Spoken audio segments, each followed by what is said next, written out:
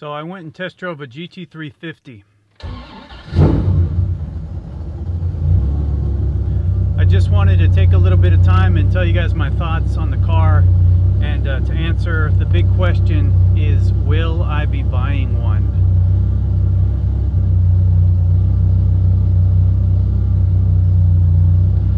Now first, just right off the bat, this is my first car vlog, so I hope that everything is clear, the audio works, you know, the picture quality should be perfect. So again, this is my first one. I'm going to drive around a bit. There might be a little bit of exposure things or something going on, but for the most part, you know, I think it's going to turn out really well. Head east on 10th Street, then turn left. So yeah, let's give this vlog start it up. So I first heard about the GT350 after they announced the GT500. I was so impressed with the specs of that car and what people were saying that I did a little bit more research, and I came across the GT350.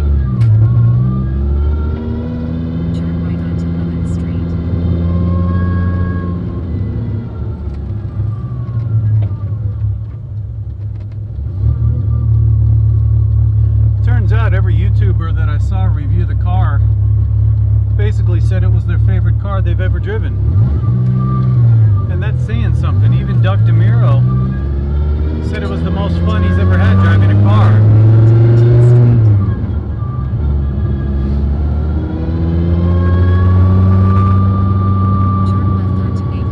So naturally I had to see what all the hype was about. So I found a 2017 one-owner car that only had about 300 miles on it. And, you know, they're beautiful cars. I don't have anything bad to say about the car, except for the fact that it's a Mustang. You know, unfortunately Mustangs they kind of have a reputation. It is one of the first American muscle cars. Carroll Shelby had a part of, you know, he's passed away since, but he had a part in the Shelby. But at the end of the day, it's a Mustang, which kind of bothers me, because the last, I don't know, 5 or 10 years of my car life, I've been kind of, whatever, I kind of not look down on it, but I just haven't been interested in the Mustang. Besides like the 03 Terminator, I really like those cars. Okay, so I went and drove it. First, I mean, you know, the nicest car that I've really been in is my BMW M5, and that's a 2006. Okay, so we're talking about 11-year newer car, and boy, I mean, the technology really showed. It's got all the bells and whistles, you know, a review camera. I don't have that, you know. I'm in the Viper. I don't even have a cup holder right now. I don't have a glove box. You know, the Recaro racing seats, they're incredibly comfortable. I had nothing bad about to say. The clutch felt a little strange because it's got 2 springs in it, but you know, after just a few minutes of driving, you know, it felt really good. The handling on that car, unlike anything I've ever been in. You know, the M5 in M mode is a really, really well balanced machine, and I haven't had it on a road track, so I can't compare both those, but the GT350 handled just as good, or maybe even better than the M in sport mode. So very impressed with that.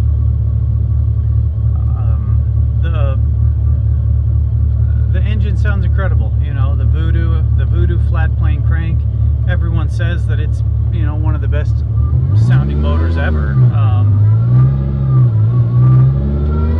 And it sounds really, really, really, really good. And the thing redlines at like 8250.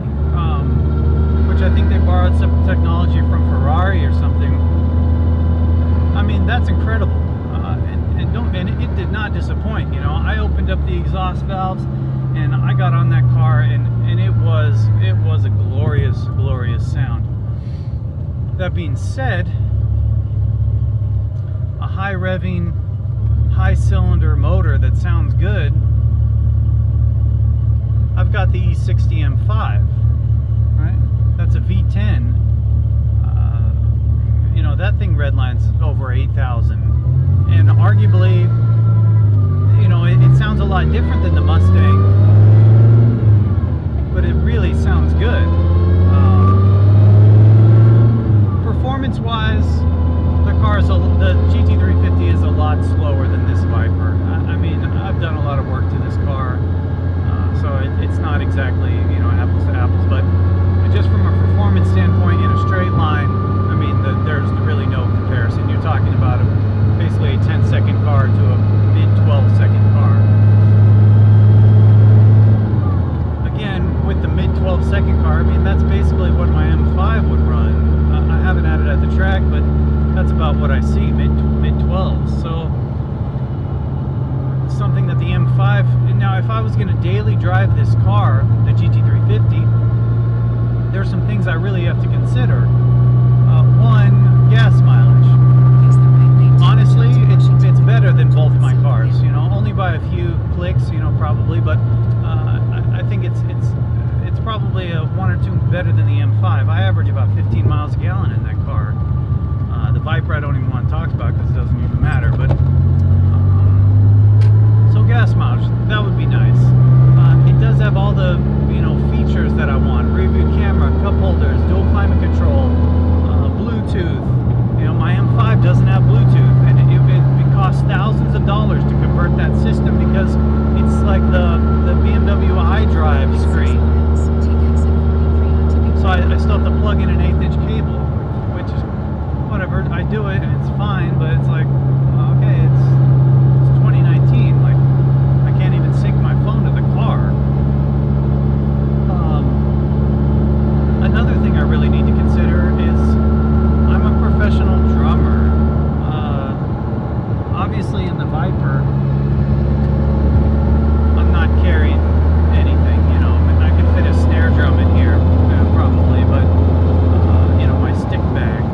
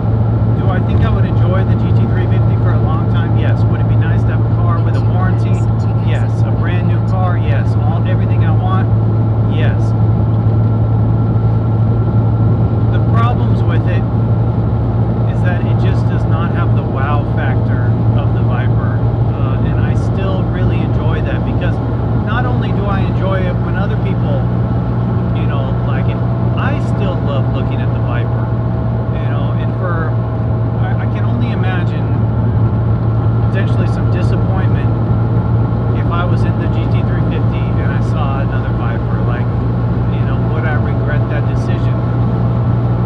And the answer is maybe. Maybe I would. Also, I have got so much things planned for this car this summer. It's just not time. I'm having too much fun with the Viper. Now, that's not saying I'm not going to look at a GT350 in the future. Potentially just go to Ford, spec one out exactly how I want it. Yeah, I mean that's a real possibility. Maybe later in the year, but right now I'm not interested. Fantastic car, just not right now.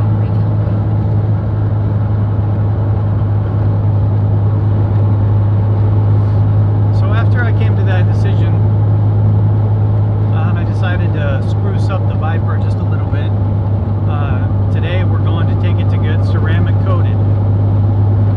For those of you that don't know what that is, that's basically a full, you know, detail, clay bar, some buffing, a full polish, and then the car will get ceramic coated. So basically it should just really bring it back to life, the paint. You know, this car's 20 years old. Do I expect it to look like it just rolled off a showroom? No, but I know that this car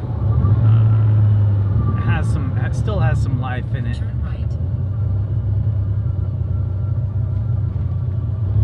And with everything I've got planned for this summer, I want to get it looking as good as I can. So we're gonna go drop it off, and the guy that's doing it, he is a member of one of the car groups that I'm a part of, and you know, I've heard good things about him. You know, he's only done 7 or 8 cars, from what I can tell, and I don't know if he's done anything old like this, but you know, hopefully it turns out really well, and it at least lasts me through the summer, and washing it and stuff is a lot easier. If you guys remember, a couple months ago, you know, we went to that car show, and I was kind of inspired to get the car really cleaned up, so that's kind of, you know, this is kind of part of that.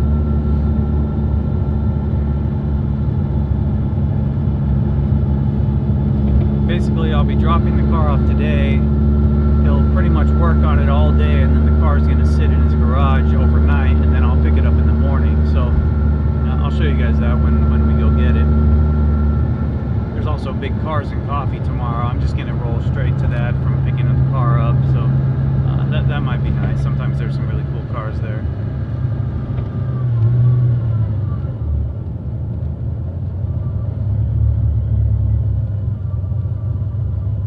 Other news, exciting news, I'm finally putting the car back on the dyno.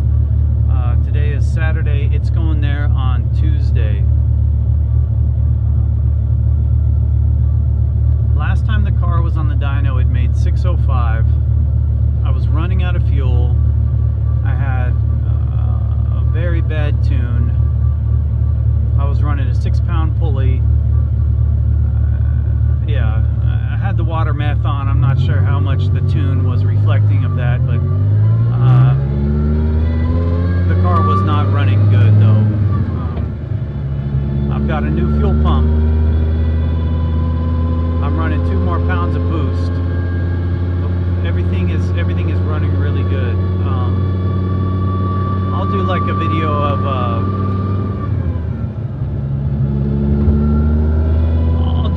of everything I've done to the Viper soon, but I'd love to hear in the comments if you guys want to take a guess like what it puts down.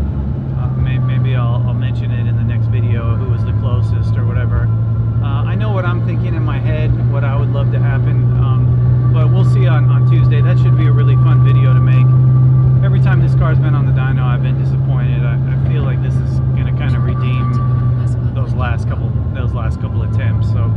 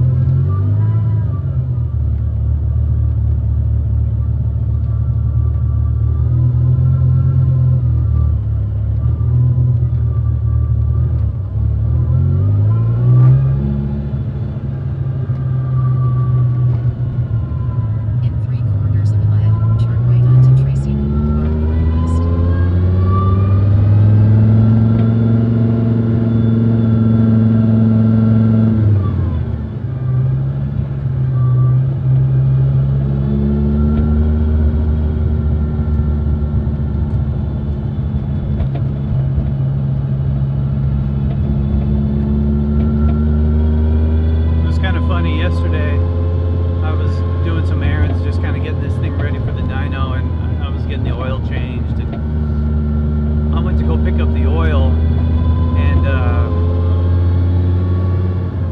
a family, they pulled up next to me, you know, once I had parked, and they said they'd been following me for a while, and a man jumped out with his 3 children, and apparently his daughters play some type of race car game, you know, on PlayStation or whatever, and their favorite car is the Viper, so they really wanted to take a picture with the Viper. So of course I let them. I'll put in a picture here or whatever, but that just kind of goes to show, you know, little kids, they're not running up to Mustangs, you know, really, and hey, I want to take a picture with your Mustang, you know, at least not the newer ones, right? I get like the old kind of classics.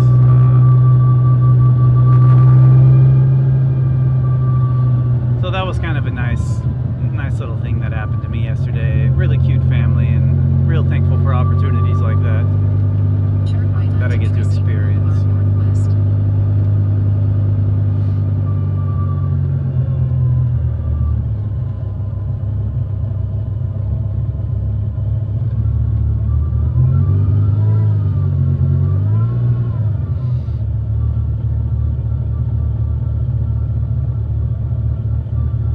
Civic Type R behind me. God, there's a lot of aero stuffed under that car. Don't know if I like it or not.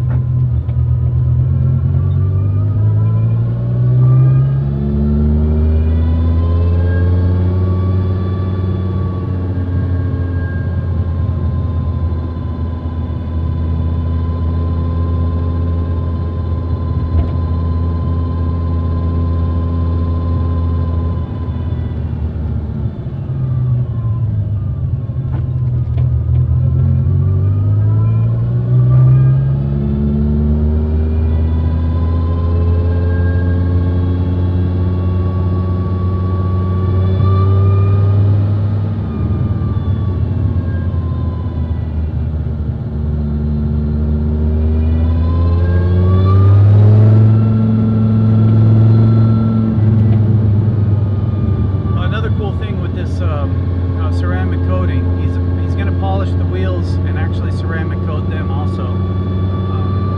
Apparently that'll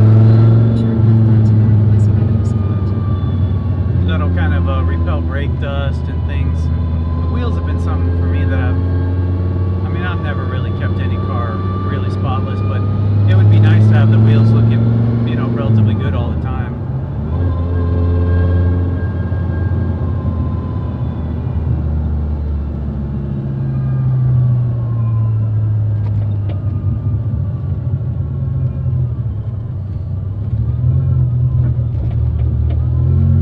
Not sure if you guys can hear the blower or not, but